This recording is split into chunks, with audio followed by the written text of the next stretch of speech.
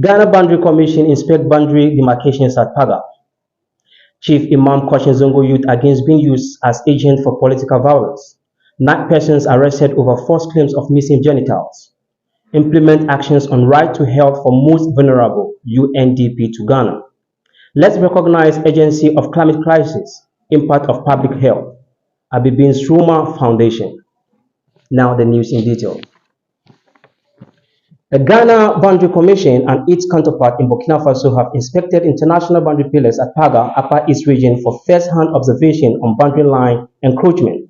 The visit afforded officials from the 2 countries the opportunity to brainstorm on how to address the issue of encroachment to prevent any possible boundary problems between the 2 countries. At a joint meeting at Paga prior to the visit, Major General Dr. Emmanuel Kotia, the Chief Executive Officer of the GHBC, said the Commission was responsible for the demarcation and delimitation of land and maritime boundaries. He said following several encroachments at the Paga-Burkina Faso border, the Commission took it upon itself to brainstorm with its counterpart with Burkina Faso on how to solve the issue. The problem is that all the buffer zone areas have been encroached and we have built up areas surrounding the boundary pillars which are against international law. So this is very fundamental and we need to see how best we can resolve it. As a result of that, we invited our Burkinabe counterpart to come and then we have a first-hand observation. We would walk through and see practically what is happening and we will be able to see how we could mitigate that problem, he said.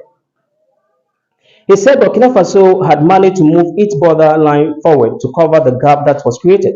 So there is also the need for us to brainstorm to see how Ghana can also close up the gap so that we do not open the space for criminals and any unforeseen circumstances in between the gap, he said. The CEO noted that any issue on boundaries must be discussed between the countries involved, saying that it is the more important reason the Burkina Faso Boundary Commission is here. Colonel Henry Kweku Badasu, the Director of Operations, GHBC, indicated that the boundary between Ghana and Burkina Faso was approximately 590 kilometers with 287 kilometers of the boundary being river borders and 303 being land boundary. It actually stretches from the Stenakasi River boundary in the Pusiga district, continues with the land boundary and runs all the way to the Bole district in the Savannah region, where the boundary with Burkina Faso ends, he explained. 9 persons arrested over false claims of missing genitals. The police have arrested 9 persons across the country for publication of false news regarding the alleged disappearance of their genitals, leading to fear and panic among the public and attacks on innocent citizens. A statement issued and signed by Assistant Commissioner of Police Race, Ansa Akrofi, Director of Public Affairs, said police investigations, including medical examination, indicated that all the claims were false. It said 6 persons had been arrested at Kaswa in the Central Region, 2 at Ashaman in the Greater Accra region and another at Nkoko in the Eastern region for making such false claims of missing genitals. The statement said 5 of them had been arraigned before court, with 3 remanded in police custody. The United Nations Development Programme has called for the development and implementation of specific, deliberate action that will help guarantee the right to good health for the most vulnerable people in the Ghanaian society. According to the UN agency, prioritizing the right to health for the most vulnerable in the society was the surest way to achieve the universal health coverage and other health-related targets in the Sustainable Development Goals. Ms. Belinda Amankwa, Program Specialist on Health at the UNDP Ghana office, sharing her thoughts with the Ghana News Agency on the occasion of the 2024 World Health Day, said it was important that the stakeholders address social determinants of health. This year's theme for the celebration, My Health, My Right, she said, rising conflict, skyrocketing cost of living, and impact of climate change threaten to derail the enjoyment of this right, particularly by the most vulnerable.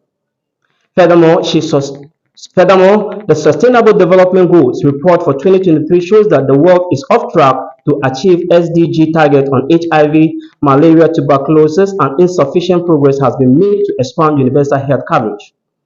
Throwing more light on addressing social determinants of health, Ms. Amankwa pointed out that all persons have the right to an adequate standard of living, including the provision of food, housing, and necessary social services. She said providing these basic necessities contributed more to good health outcomes than factors within the health system. The World Health Organization estimates that non-medical factors or social determinant of health account for between 30 to 55% of health outcomes.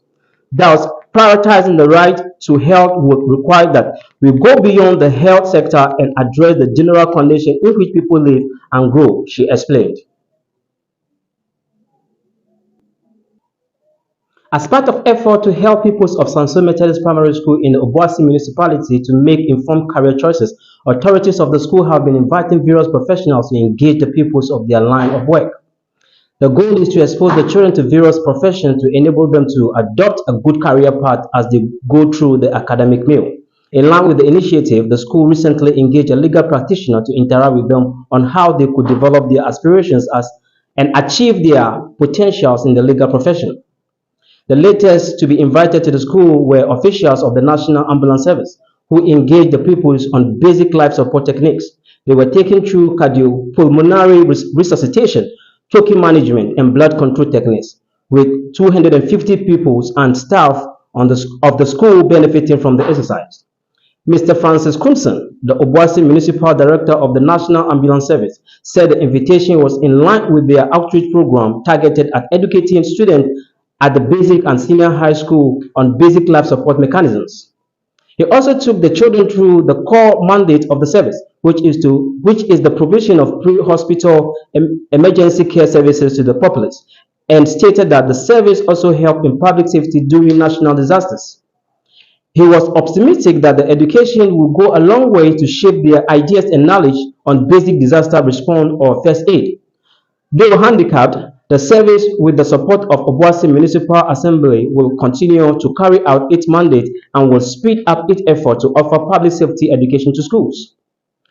Madam Sabina Jackson, headmistress of the school, said the use of role models was a perfect tool to encourage, arouse, and develop the pupils' interest in education and as well appreciate the value of education.